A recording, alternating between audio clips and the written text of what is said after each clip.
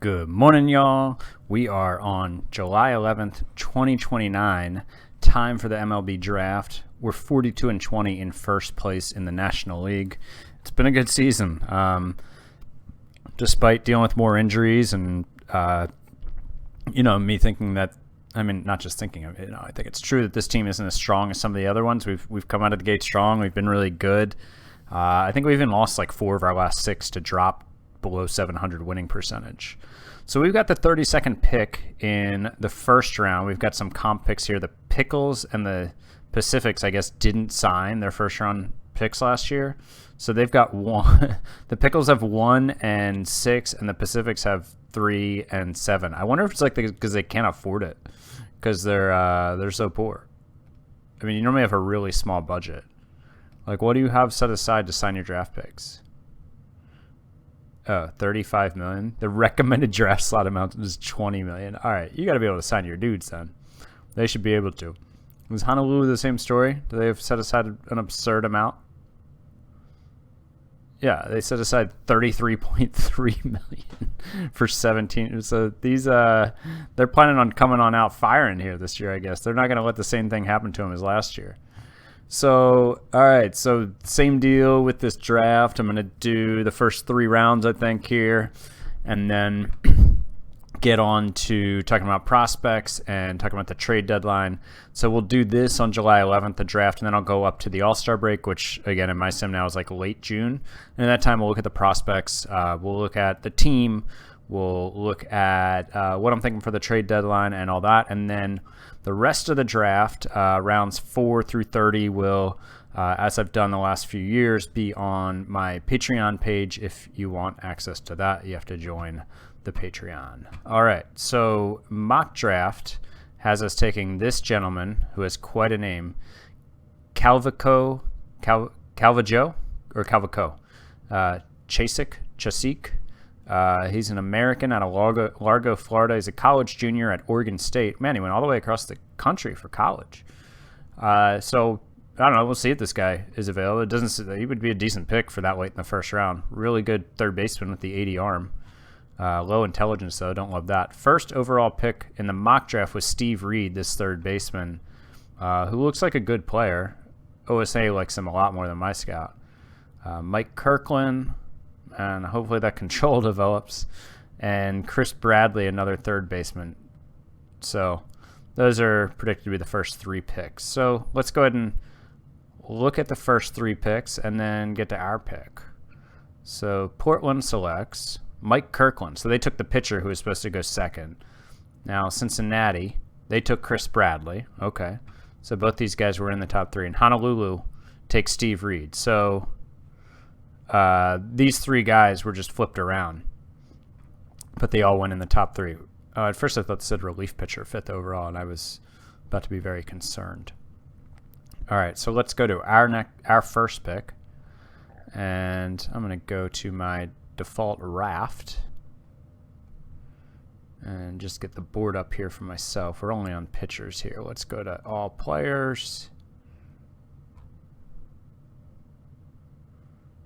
Where are all the hitters?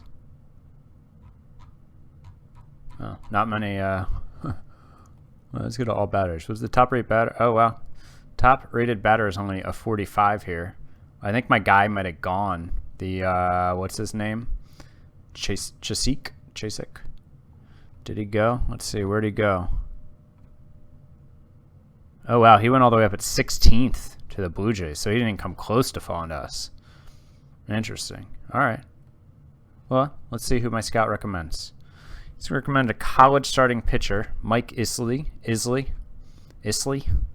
Okay. He seems fine. He's not very well developed for being a college pitcher. If you remember my draft picks last year, one of the things that I found attractive about them was how far along they were, so they had a really high floor already. This guy does not have that for a 21-year-old. I mean, he's looks like a possibly decent player, but, I'm not sold on him. Feldman is who he's recommending here. That makes no sense. He's a 25 overall, and you can see all these 45. I don't know what my scout's doing there. So we got this guy who's an interesting college bat, or I mean high school bat, but he's got low work ethic. He doesn't have good range. I mean, he's a good bat. It's a somewhat interesting player. Jamie Anderson is a college. Yeah, that bat's just not good enough. This guy's moderately interesting. Chris Walmsley. Pretty good bat there. College bat. I don't mind this guy. His demand's only $270,000. That's kind of wild. Let's check some of these other guys. So Artiega is not a center fielder. Jeff Beard. So this guy could play an okay second base. He could maybe be your backup shortstop and third baseman to give those guys days off. He's not going to be particularly good at those positions. And then he can play left and right really well, and then maybe be like your backup center fielder, but he's not going to be great at that position either. So the only places you're really going to want to play him regularly if his bat develops are second, left, and right. You know, not in love with him. Same deal here. Not seeing a lot here that I like. I might go back. That college pitcher is looking more attractive as we go here. Here's a guy with high intelligence, decent range. You know, he'd be able to play second base where he'd be an adequate backup for short and third. And he could play the corners in the outfield. I don't remember the last guy I looked at. Was it that guy? I think so. All right, Alan Dyke. Yeah, pretty underwhelming hitting group this year. Well, this guy obviously intrigues me. The 70 range, 70 air, 70 arm, 70 double play. High work ethic, high intelligence. But, God, this bat is pretty weak, though, guys. Oh, and the OSA is even lower on his bat.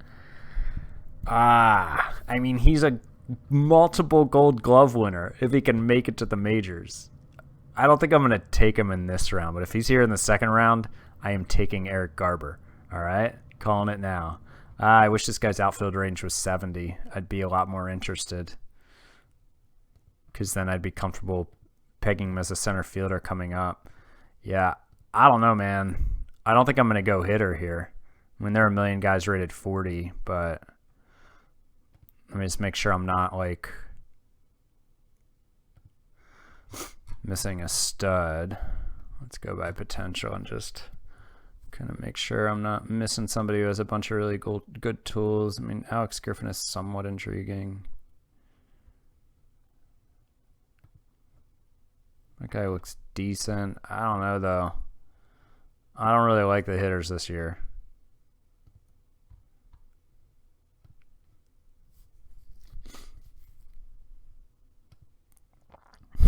This guy's fun as hell. Bad work ethic, though, and he's a terrible fielder.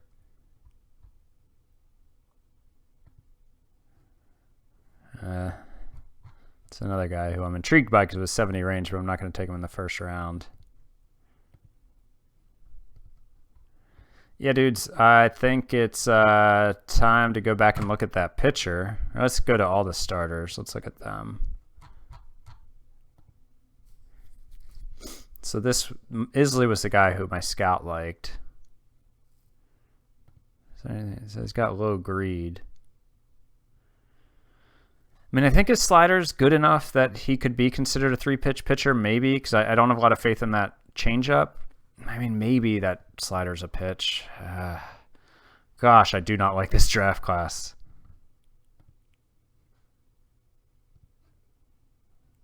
I don't know, man. I just don't know about this. Yeah, I guess I'll just yield to my scout. I trust my scout. He's really good at drafting or scouting amateurs. This guy wants slot. So yeah, I think I'll go with him. Just yield to my scout. Oh, he apparently wants over slot is what they're telling me down here. That's fine. I'll go with this guy. You know, when in doubt, I'll yield to my scout. So I'm gonna draft him. Let's go to our next pick. Scouting director. Ooh, that's a fun name. Booga Hogg, a high school starting pitcher. Honestly, I like him as much as the guy just drafted in the first round. Is our guy still here, though? what was that shortstop's name? Garber, right? Yeah, dude, I gotta draft this guy. I have to. He's too much fun for me not to draft. Yeah, Eric Garber, welcome aboard. I told you I was gonna take him no matter what if he was there. Third round, he's asked me to take Sam Ziegler, who is a starting pitcher. He's college. He's got good work ethic, but the lack of 3 pitches is kind of concerning. I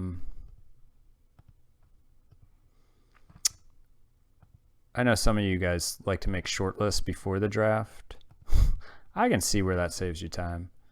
I don't know. I just kind of like to look through everybody, and also figure people have said they find it interesting for me to go through and talk about a bunch of guys. So Joe Madden, was one of the guys in Good Charlotte named Joe Madden? Terrible band. All right. Now, I don't know that there's a lot here, folks. Am I missing any big tool down here? That's what she said.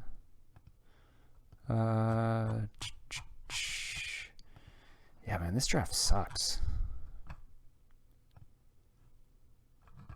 I mean, this guy's interesting because he's basically reached his floor already, or his ceiling already. He's going to be a good right fielder with that arm. He's got good work ethic and intelligence. So he recommends, that guy's fine. What batter wise? Is this the same guy? Yeah, why does he keep recommending that guy? That's annoying. Shortstop, Malik Moore. Oh, for this point in the draft, he's definitely not a shortstop. He doesn't have a good defensive home. But for this point in the draft, Malik Moore is not a bad ceiling play. I don't mind that suggestion at all. Tim Vernon. Yeah, dude, I think we're going to go with Malik Moore unless there's somebody else you suggest here. That guy's somewhat interesting. Right field, Robbie Marsden. Yeah, I think I want to go with Malik Moore, even though his defense looks weak. But I don't know. It's just a fun, this good eye, home run power, good work ethic. I'm going to take a chance on my man Malik Moore. All right. So that's the end of the 3 rounds. We'll go forward a couple weeks here, get to the other stuff. And again, I'll finish the rest of the draft for my patrons. But let's go ahead and jump ahead to the rest of the video. All right, so let's get into some prospects with the 13th best system in the league. Our top prospect is Danny San Miguel, the international free agent signing from 2024, who is just a total monster and really actually ready for the major leagues. I just don't have room for him right now. I mean, I suppose I should make a room for him because he'd be one of my best players. I think certainly the Cornelius Randolph at first base will probably be gone next year. Culbertson will move to first, and San Miguel will come in as a DH because I don't really want to play him in the outfield. And so, it's basically I'm not going to bench Randolph or Culbertson, 2 of my best hitters.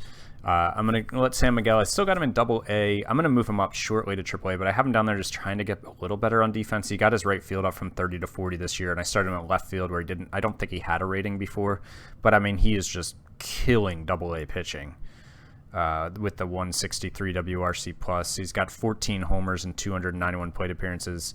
He's got a 586 slugging, a 430 on base. He's hitting 341.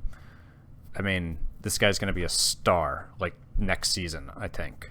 He's another left-handed bat, which is unfortunate, but Panama, you've got a star on your hands. He's going to be up. I mean, I don't know. I could call him up this year, but I don't think I'm going to, for some of those reasons I just mentioned. Doss is up. We'll get to him with the team update. Andy Bourne is our top pitching prospect, number 66 prospect in baseball, 5th round pick in 2026. And he's pitching really well in AAA. 4.1 WAR, 3 pace, 3.5 R WAR pace. He's got a ERA of 3.62, a FIP of 3.22. He did come up and make 1 start for us. He only lasted an inning and 2/3. You can see his ERA and FIP were not very good. He just wasn't good. He gave up I think 2 home runs in that inning in 2/3. But I think he's out of Baltimore, Maryland. He's a potential star for the future for us. Maybe not star. That's probably putting it too strong. But I think he's a very good rotation option starting as soon as next year. Even this year, like when I need him when I need injuries. Connor Furman is just a AAA outfielder who's hitting well. Jeremy Thomas is one guy I'm extremely interested in, the guy we got from the Orioles, and he's killing A-ball. It's probably time to promote him to AAA. I mean, AA. Nope, let me try that again. High A. He's primarily here for his glove, but we're going to give him a go because, I mean, it says he's a strong defender and a weak hitter, which, yeah, I agree. And he has 22, so that's probably part of the reason he's ripping up low A. Steve Childrey is our first-round pick from 2021. He's in high A. He's not happy about it. He's not performing well. Hopefully he can get it together. Yeah, I mean, those are... Oh, Kevin Melendez is our first-round pick from last year. He's in AA. He's about to be promoted to AAA. He's another guy who's going to be a rotation option for us sooner rather than later. He's got a 3.25 ERA and a 4.03 FIP in AA in his first full season of professional ball. Hilton was our second-round pick. He's not faring as well with a 4.87 ERA, a 5.31 FIP, more of an average AA pitcher right now at 24 years old. Doesn't look great for him this year, but hopefully he can turn it around. So let's get to the Major League team. We are on June 25th, 2029 at the All-Star break. We're 49-26. We're game up on the Padres. The fifth place, meaning the team on the outside looking in of the playoff picture, is the Dodgers. We're 9 games up on them. Expanded standings, we have a plus 177 run differential, so we've actually underachieved by 4 games. We but we could be 53-22 according to our run differential. We're just 10-9 in one-run games. That's part of it. The 177, I mean, the next best is the Padres at 103. We've been the best team, for sure. Info-wise, we are first in runs scored, second in OPS. We are first in walks, first in home runs. We're first in earned ERA, first in starter ERA, fourth in bullpen ERA, first in runs allowed. Defense is not as good this year. Efficiency is 8th. Zone rating is 4th. BABIP is 8th. So some room for improvement there. So let's first talk about a couple big injuries. Manny Machado tore his labrum on April 16th. So he's been out for over 2 months. He's out for another 7 weeks, so he'll be back mid-August. So he's going to miss the majority of the year. The bummer of that is like he's on the top 10 Phillies home run leaderboard, and he's accumulating a ton of stats for his career too. I mean, he's over 500 home runs, and he's well over 2,000 hits. I mean, wait, is that... So he's got a shot at 3,000 hits. I hope this doesn't cost him a shot at 3,000 hits. It's honestly could. He's gonna come close. He's got 2 years after this one. Say I don't know. Not gonna do the math off the top of my head, but he could get another 300 hits in his last 2 years of the deal if he doesn't plummet. So he would need to get another 87 this year. I don't know if he's gonna be able to do that over 6 weeks of games. That's a lot of hits. So we'll see. Manny could get 3,000 hits. He's a Hall of Famer. Pantoja has basically missed the whole year. You can see he's played 4 games. He went on a rehab assignment for 11 games and was bad, and he got re-injured. His first injury was... That's not what I want. Not what I want either. Doing well here.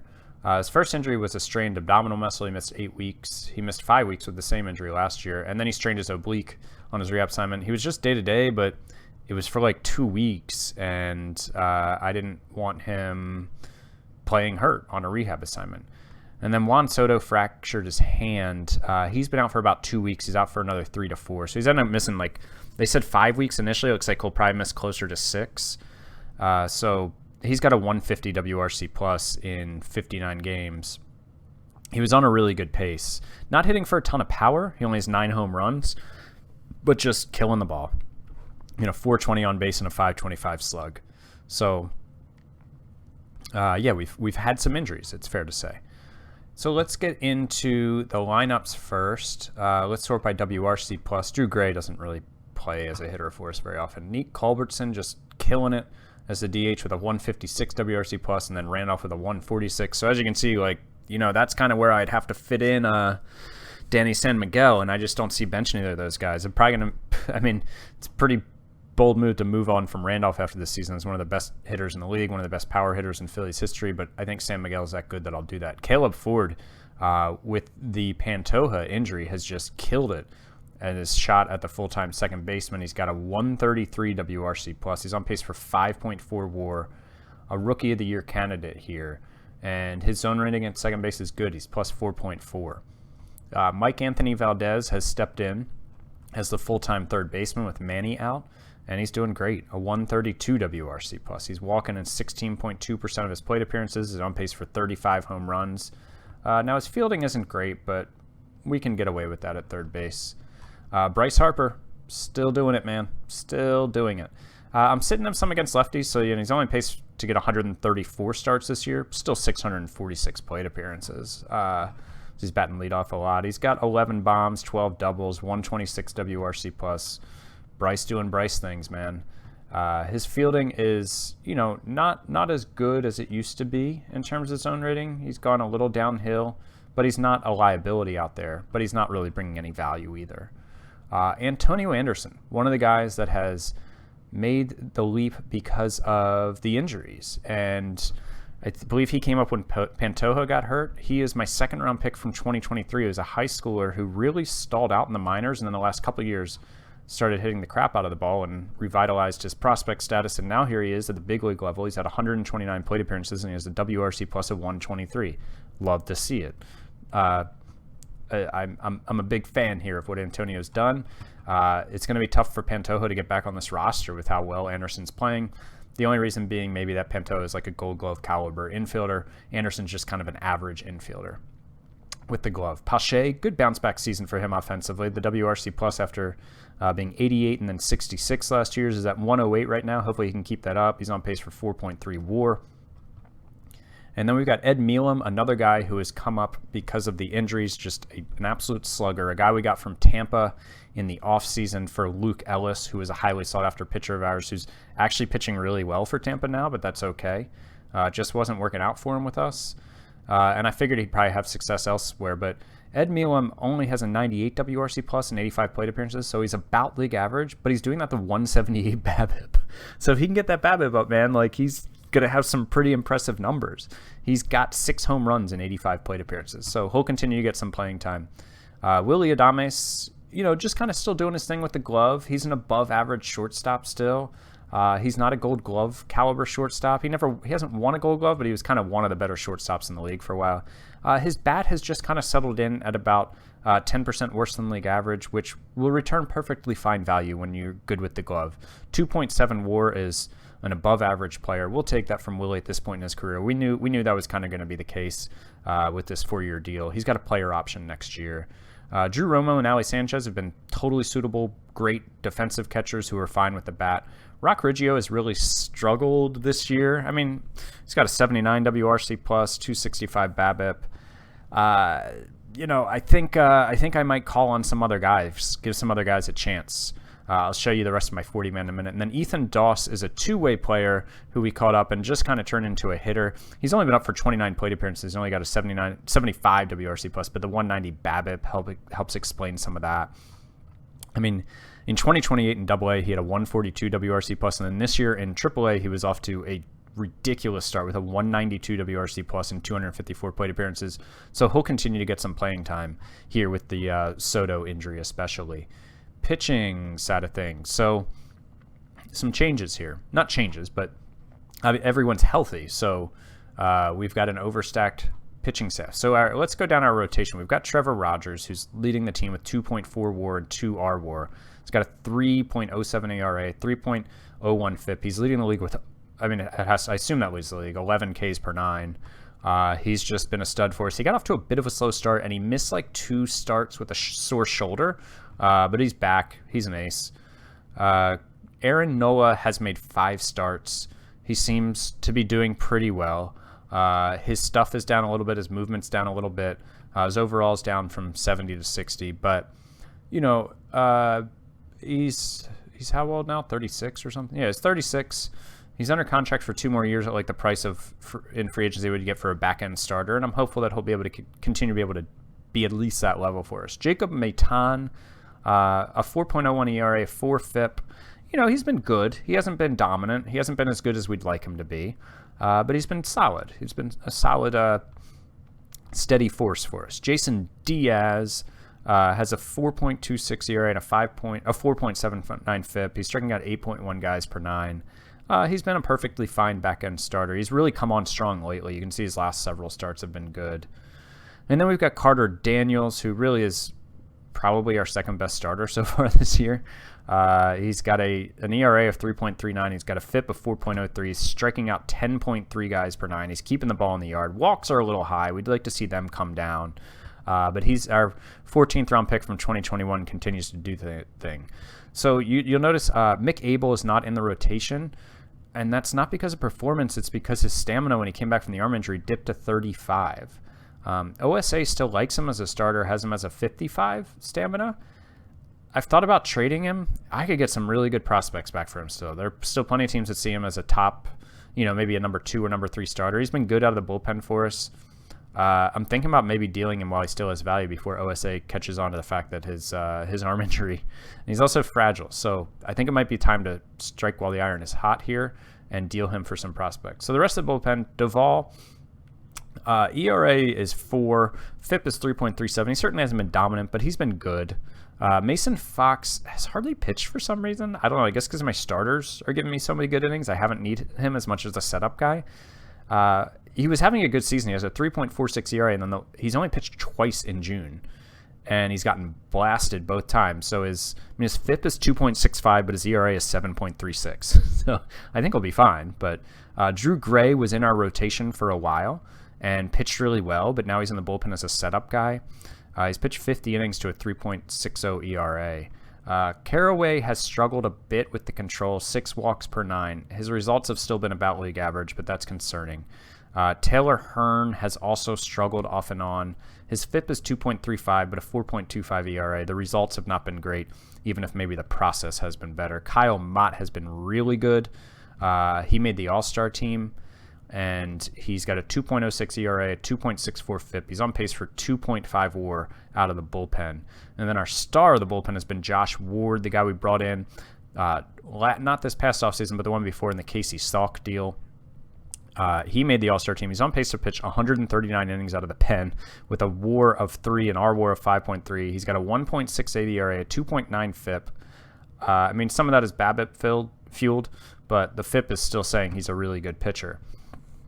So that's what's going on with the team. So what do I think this team needs? I don't think I need anything on the offensive side of thing. I have guys that are beating down the door to get up here, and I'm going to get Manny back, going to get Soto back. I think we're fine on offense. There was a deadline, maybe it was 2026 or 7, where I didn't do much because I felt like the team was good, and I really liked the young guys who had stepped in. I'm kind of in a similar spot. I could see trying to bring in a dominant reliever. Like one of the best in the league. Now, those generally will cost you a good bit. I don't like to give up value for relievers, but my farm system is so stocked, I might do it. What would that do to this? I don't know. Carraway is out of option. His control has been so bad that I might DFA him rather than optioning one of these guys who's been good.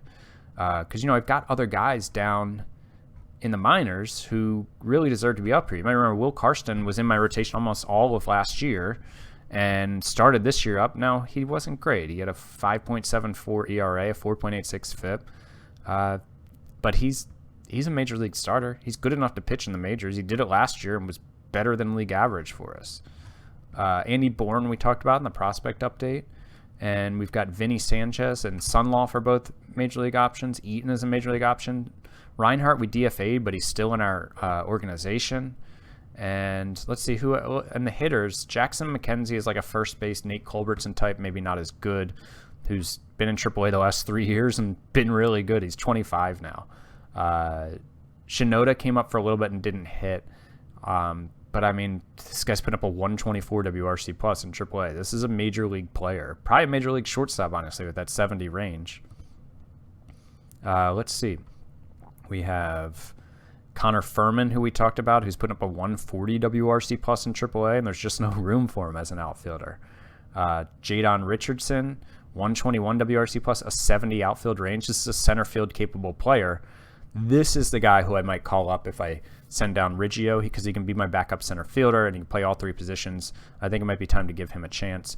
Enrique Bradfield, I wish he was hitting well. I think it might be because he's super pissed because he's been buried in AAA for like 3 straight years and he had performed well. This year he's not. Maybe I should give him a run before Richardson just because he's earned it. He's only got the 65 range, but he's a first-round pick in 2023. I might give him a chance just for, sentimentality's sake. Doss is up. Espino is pissed that he's down in the minors, which fair enough. He's 27 and he's a top 100 prospect and has not gotten a shot in the majors. I shopped him around to try to get a younger prospect that nobody's really offering me anything for him, but he's still killing it in AAA and rightfully kind of pissed that he's there. So that's the squad. I mean, I think this team is stacked. I think the farm system is stacked. Like I said, I got all those guys beaten down the door. I'd like to bring in a reliever. I don't know who it's going to be yet. I'm probably going to wait a bit of time to see if I get an injury. I'm not going to make a move right now. Of course, if I get an injury to the offensive side of things, I'll make changes there. But I'm gonna go ahead a little bit and then jump ahead here to kind of my final game plan for the trade deadline. But I think it's going to be a relatively quiet one here for your Phillies. All right, so I actually didn't play ahead. I ended up messing around with some trades after I finished recording the last video. And I have a couple I found that I think I want to make now, even though it is a month before the deadline. I mean, one, it doesn't hurt to bring in better players sooner, but also I don't want something to change with this team's opinion of the deals or somebody get hurt or, something like that. So I'll come back to this screen in a minute. But basically, kind of like I was talking about, I think the one area I could really improve is the bullpen. I think I have a good bullpen. I don't have like 3 just absolute ace bullpen arms, right? I get really good results from my bullpen. My bullpen ERA is 4th in the NL.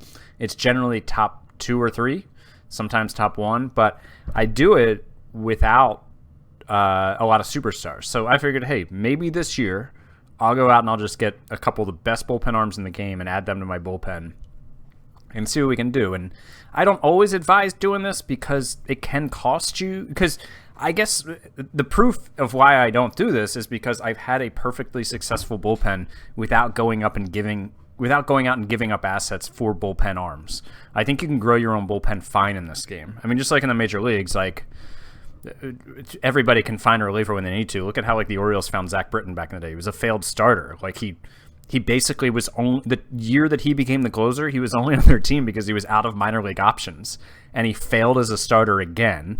And they put him in the bullpen, and all of a sudden he was just lights out. And I don't know, I feel like by like June that year they were like, oh, this dude is our closer now. And then he went on and he's had an amazing career as a reliever. So it's just always easy to do stuff like that and find guys like this in that game, and I think it's realistic. But man, I mean, if you can be the White Sox and be out there with Liam Hendricks and Craig Kimbrell in the back end of your bullpen, like that's awesome. So I'm kind of going that route this time of like, I'm going to just stack my bullpen. And by stack, I mean bring in 2 guys. So let's go ahead and I'll show you the trade. So I looked at the Braves. Now, the Braves say they're rebuilding, and they are. Like, they didn't re-sign Acuna. They didn't re-sign Albies. Now, they're having a decent year this year. They are, they're 10 games out. They're 39 and 36 because they've won 9 in a row. They're still 5 games out of the last playoff spot. Their run differential indicates they're not this good. So, I guess maybe they're just trying to keep the rebuild on track, and they're bringing in a bunch of younger players. I don't think any of these are difference makers, but we'd be bringing in Andy Shearing, and I hope you guys just, your eyes lit up when I just clicked on him. You saw this guy. Like, look at this guy. 80 stuff, 80 fastball, 80 circle change. OSA thinks his circle change is only 75.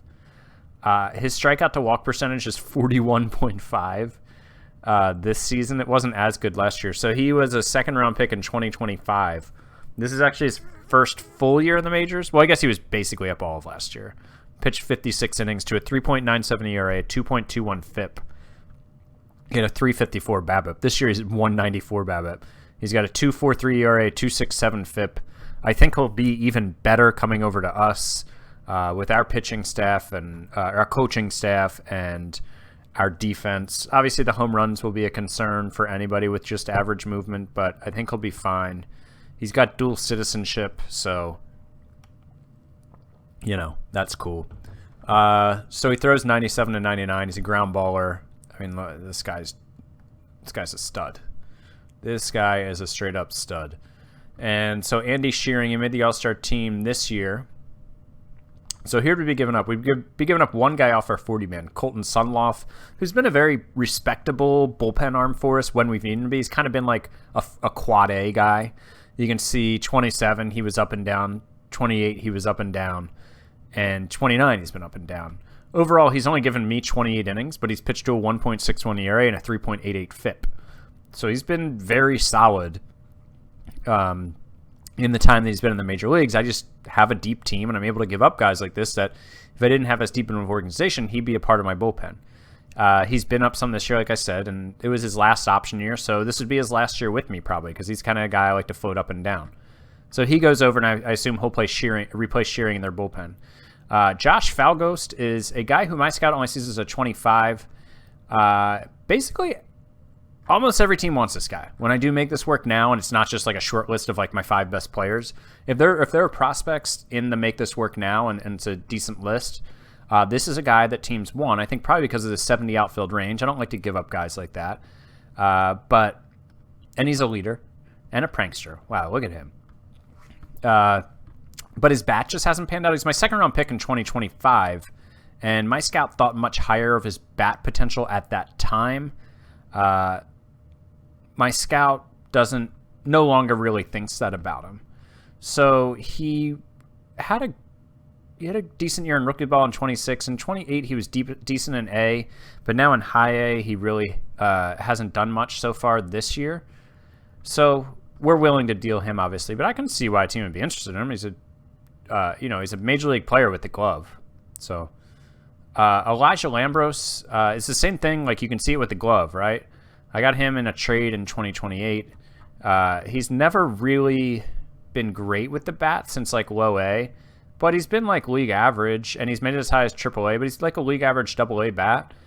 And again, his glove is going to be what gets him to the pros. If he makes it. He's 26. He's a little older, from Fredericksburg, Virginia.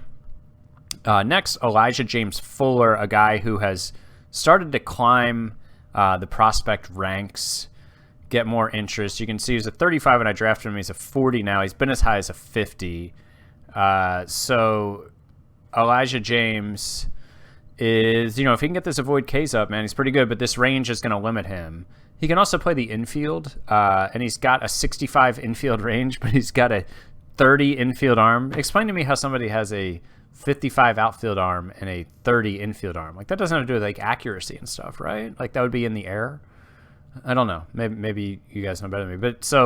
But I mean, this is a decent bat here. I can see a major league player here for sure. I don't think you can play second base with a 30 arm, but maybe with an 80 double play, an 80 error, and a 65 infield range, maybe he could fake it. I have no idea. I've never played somebody with a 30 arm at a position. But if not, he can play the outfield. He can play the corners okay for you. So I can see a decent player there. They want all my outfield prospects and all the guys who were very heavy glove. The next is Joe Goodman, my 9th-round pick from 2025. He's just in high A. He had so I don't control him. The AI does. And he's had some weird progression. Like, he ripped it up in rookie ball, then he's in rookie ball again, he did well. And he got promoted to A, and he did really well. Then he was back down in rookie ball the next year, and then promoted to high A at the end of the year and did well. And now he's in high A again this year and struggling a bit. So probably a guy that if I was controlling him, I don't know, I might try in double A by this point. But he looks like he can play all 3 outfield positions. That's a valuable player. It could turn out that none of these guys spend time on the Braves Major League roster. It could also turn out that all 4 of them end up as like 3rd or 4th outfielders, glove first guys who could all play in the majors with like below average bats. So, it seems like they're going for quantity over quality here. So this is the deal for Shearing that I'm going to do. And is Shearing the lefty or the righty? I have one lefty, one righty. He's the lefty. Okay. So the other guy, I think I remember this team, right? Yes. So this is... Oh, he's saying no chance now. What? I thought we had a deal. What happened? Did I mess this up, guys? I swear earlier this deal was worked out. This deal was done, sir. So I had the deal, and he had accepted it. He was like, yeah, cool. And I like stepped away from the game for a little while and closed it. And then came back to record, and he's not on board anymore. Am I? What? Sir. Maybe it was this guy. Maybe it was Bobby Funk. Let's check the Giants. I thought it was an American League team, though. I thought it was the Rangers. No, it's not Bobby Funk. Yeah, dude, it was that guy. And they were into it. This is absurd. I want a refund. San Francisco. You know what? I take it all back. It was this guy. It was Blake Binderup. Let's go to Detroit. I was working on that deal with the Rangers, and their prices were just crazy. So Blake Binderup, who has won reliever of the year the last 2 years, 27 and 28. You can see just 2 boss pitches. Electric stuff. He's a 6th-round pick from 2022. He's 25. He's in arbitration already, making 5.3 in his first year of arbitration. He hasn't been too susceptible to the long ball. He doesn't have a great personality, but if he can come and, last year he put up a 1.09 ERA and a 2.64 FIP, striking out 12-point guys per 9 last year and this year, giving up less than 1 home run per 9. I mean, shoot, man, if you come to do that, so I'm into it. Now I'm giving up 2 decent pieces here. Mick Abel, of course, is still a very usable player, and I think probably could be like a 4 or 5 inning starter for me. OSA thinks he's still like a legit starter, 55 stamina. That's really interesting. And Abel is a guy who last time he was healthy had a 2.6 WAR season for me. Of course, his FIP, his R WAR was much lower because his ERA was bad. But I think Abel's a major league pitcher. I think he'll hop right into the rotation and be good. And hopefully he's got the stamina. But I have such a deep staff, and I have so many pitching prospects coming that I can get rid of a guy like Abel.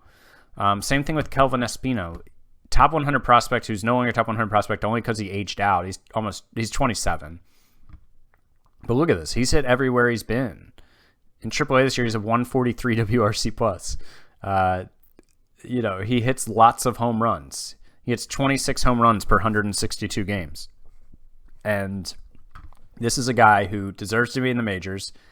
And again, normally I would not, I would say in general, don't give up 2 major league pieces for a reliever. But Mick Abel is totally replaceable because, you can consider Binderup his replacement in the bullpen. And then Espino, I have 4 or 5 other outfitters, like I showed you earlier in this video, who are knocking on the door to come in, and I don't have room for them. So certainly I can give up Espino as part of a deal to get the best reliever in baseball the last 2 years. So these are the 2 deals. I'm going to make them right now, and then let's construct this bullpen. So glad I remembered that it was the Tigers. The players are leery. They are upset previously. I hope is it the current salary. Yeah, so the players don't like that I brought in Binderup. Man, whatever. Guys, we'll be okay. I won in Baltimore with Alex Verdugo on my team, and the players were concerned when I brought him in. Let's see what it looks like in the team chemistry. He's not even under any of these. Yeah, I've got 2 captains and a leader. I think I'll be fine. Man, Girardi's relationships have really deteriorated. I'm really looking at this job. He's only got a good relationship left with 4 guys. Is he are people just tired of it? Same voice over and over for Girardi. I think I just re-signed him to an extension too. I know this is a little bit of a tangent, but I think I just signed him to a long extension. Yeah, 5-year. 64 though. I wonder how long he'll stick around. I've had the same pitching coach, I think, the whole time. Yeah. My hitting coach left at one point, which was disappointing. I think I just forgot to re-sign him, and then he left and was pissed that I hadn't re-signed him. Wouldn't come back. And then scouting director has been the same dude, and I believe my trainer's been the same dude. Yeah, dude.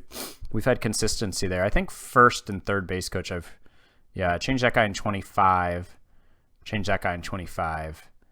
Bench coach I've changed many times. Anyways, I know you guys didn't come for this. Steve LaRue has been down there for a while. He's great. Love that guy. I'm surprised he hasn't gotten a major league job offer. So, yeah. All right, let's go back and make the other trade. Sorry for that little detour. To the Braves, the rebuilding Braves, who are going to take on those 4 minor league outfielders and Colton Sundloff. So we're going to complete that trade. And my fan reaction. So the fans are super pumped that we brought in Andy Shearing. I think I was calling him Shearing.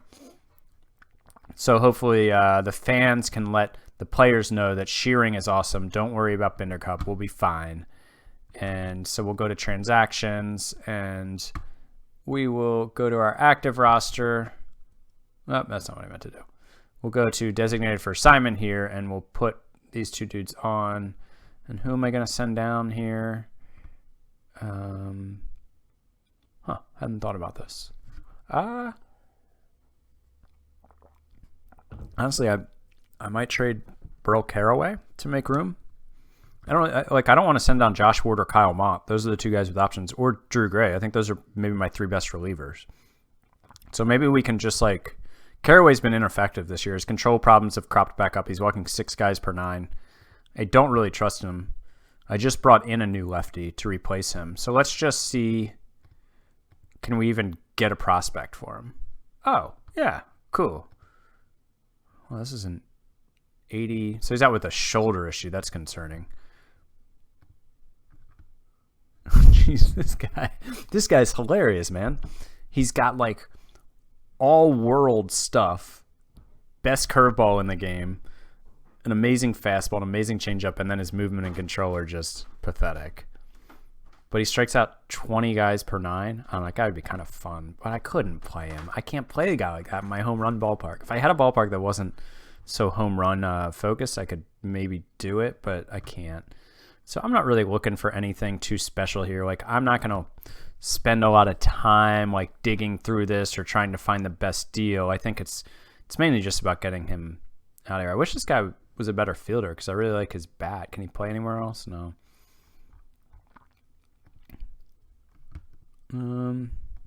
Yeah, see, I'm just kind of going through this quickly. I mean, this guy I kind of like.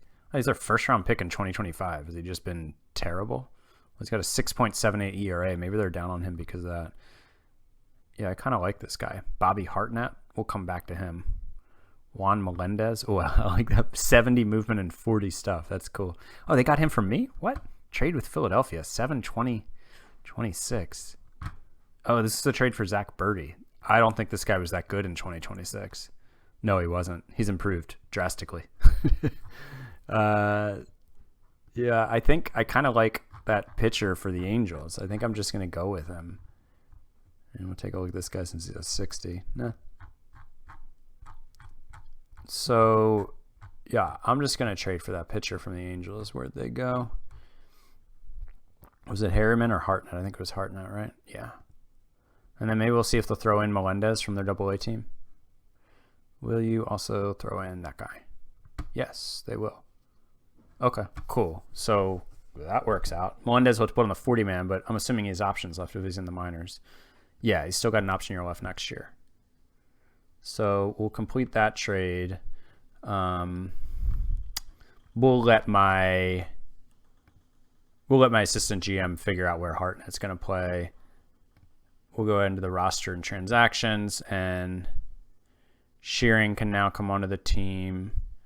Melendez goes to the 40-man, and then we're going to option him to AAA.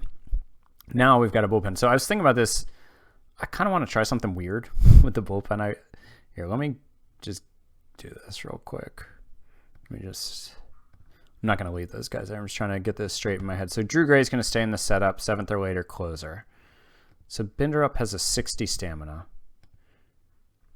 And Shearing has a 50. So I was thinking about doing this. Setup. 7th or later. And then making both their secondary roles stoppers. So basically just the 7th, 8th, and 9th will be like Binderup, Shearing, and Gray. They'll all be set up 7th or later. Stopper, closer. Then he will go into middle relief. He'll go into middle relief. Man, this bullpen is stacked now. Let's see what this looks like now. I don't think I need him doing that. Let's make Duvall high leverage, Fox high leverage. We'll make Hearn a specialist and Mott the second long reliever. So I've never done a bullpen where I didn't have like a stopper or before a closer, but I'm interested to see what happens because basically I don't care who pitches the innings. All these guys are awesome. Even Drew Gray. I mean, this guy's legit. So I don't know. Maybe it'll be a disaster, and like in the end, I'll put Binderup or Shearing in as the stopper if I need to. because they both have the stamina too. But I kind of want to try this and just see what happens. Maybe it'll be a disaster, but we'll see. So, all right. So I think I'm just going to go to August 1st now, maybe. I don't foresee making any other trades, but of course, if injury happens or a good trade presents itself, I'll do it. I'll poke around a little bit. But I don't know. I think this team is kind of ready for another run. But we'll check in to see for sure on August 1st what the record is and if I've made any more deals. Okay, so no, the trade deadline's done. We're at August 2nd, 2029. We're 68 and 40. June we went 14-11, August 17-12. So winning percentage below 600, not really up to our normal standards, but we're still living well here. We just got swept by the Padres to fall 3 games back of them, but I mean the Giants are the 5th place team, the first team on the outside looking in, and we're 10 games up on them. So I'm not really concerned about missing the playoffs or anything like that. I think this is a great team, and I think we have what it takes to make another run. I did make Binder up the stopper, and I put Gray and Shearing in as the setups. I went back to kind of like a more standard model, I guess you would say. Carter Daniels is out with a strained oblique. So Will Karsten is back up from AAA pitching right now. And Camilo Duvall is out with a calf strain. Who did I call up for him? Oh, Andy Bourne, who's our top pitching prospect, number 52 prospect in the league. He's up to pitch out of the bullpen for now. And then Manny is back in a week. So he'll be out on a rehab assignment by the second week of August and maybe down for like 4 or 5 games. So he should be back by, I don't know, mid-August, maybe like the 15th. The last 6 weeks or so of the season. So that is exciting. A couple of things that are just fun, man. I'm just going to show you guys. Danny San Miguel, now the 11th best prospect in baseball, and he's up in AAA. And he's been there for 26 games, and he's got a 159 WRC plus. Look at this man. But, like I said, I'm not going to bench Soto or Harper for him, especially with that glove. And then the other 2 guys I would be benching, he might be better than, but they are Culbertson and Randolph, who have a 149 to 141 WRC plus, both just like all-star level hitters. So we'll find room for him next year. I'm going to keep him down in AAA and have him hopefully be like, get his defense up to like a 40 at left and right, maybe. Is that too much to ask? And he's going to be a DH, but then at least I can put him out there sometimes and not have him be total brick hands. And Ethan Doss did get sent back down, and then he is just murdering AAA pitching since he went back down. He's up to a 191 WRC plus and 294 plate appearances. Nice 69 games played, but he struggled in his 84 plate appearances, made just at 66 WRC plus. But he's up to number 33 prospect in baseball. Stud. He's coming. I don't know how I'm gonna have room for all these guys. I'm gonna have to trade some too. Mike Isley is our first-round pick from this year, and he enters as the 50th best prospect in baseball. I feel like that's pretty good for picking, 33rd overall? 32nd overall? Yeah. And he's in low A. That's where he started, and he's pitching fine. His velocity's already ticked up with the first scouting report we got on him. So, yeah, so that's kind of where the team stands. I'm not really sure what I'll do once Manny comes back. So I do have Pantoja, Anderson, and Ford all on this roster. I think Pantoja is probably the odd guy out once Manny comes back, and then Ford will still start at second, and Manny will come in third. Valdez will go back to like a super utility role, which is just absurd given how good he is. A 143 WRC plus. He's on pace for 5.1 WAR in 140 games. I think he'll get some. I think I'll play him at first, second, third, left, right, and DH, and just make sure he plays like 5 or 6 days a week, maybe 1 day a week at each position or something. And then Anderson will kind of, I think, just be the backup guy. I could always, if Anderson, his bat's cooled off some, if it continues to cool off, I could always send him down and then keep Pantoja as kind of my backup utility guy just because he's so much better with the glove. But he really hasn't done much with the bat yet. So, yeah, that's kind of where the team is. Ed Milam is up. I kept him up when I sent down Dawson. He's up to a 121 WRC plus. The BABIP has climbed to 265. He's got 11 home runs and 166 plate appearances. I just think this team is super fun right now. I did put an offer out there to Drew Romo. So Romo, I signed him before last season to an extension for this season. Like as soon as I saw he's arbitration eligible, and I signed him for $1.9 million. Now he's projected to go to 7.5 and then 14 and then be a free agent at just the age of after his age 29 season. I think he'll be 30 when he hits it. He's an amazing defensive catcher. He's a captain. He's produced about a league average bat since we've had him. I just think this is kind of an a super valuable player, I should say. Oh, I had to offer a bunch of contracts to guys eligible for my Dominican League team because I saw that my assistant general manager had one team fully staffed and the other one had 14 players, and they'd gone 6-50 or something. So I had to put a bunch of contracts out there. Oops. So I put out a 5-year, $58.5 million extension offer to Romo, and he apparently favors it. You can see. Oh wait, why can I offer him? I already offered this to him, but yeah, this is how it went. Huh? It's strange that I think this happened earlier with Soto too. It said that he favors the offer, but anyways, 5 years. He would get 8.5 and then 10, so I'd end up paying him $18 million for those 2 years. Arbitration, I think, is projected to get 21 right now, and then 12.5 for free agent years. I feel like is really good. So he'd be this would be his age 30 through 32 seasons, with the 32 season being a team option. So let me, I guess, resubmit this.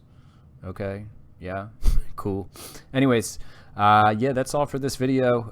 Hope you guys are enjoying these fills as much as I am. I'm really enjoying having guys like Caleb Ford and Mike Anthony Valdez and Ed Milam and all these young pitchers like Drew Gray and Andy Bourne and Josh Ward and Karsten and Diaz, all these guys that I drafted or traded for early on. So thanks as always for watching, everybody. Let me know, feel free to leave a comment with what you're feeling about these fills, and we will talk to you soon with the next video.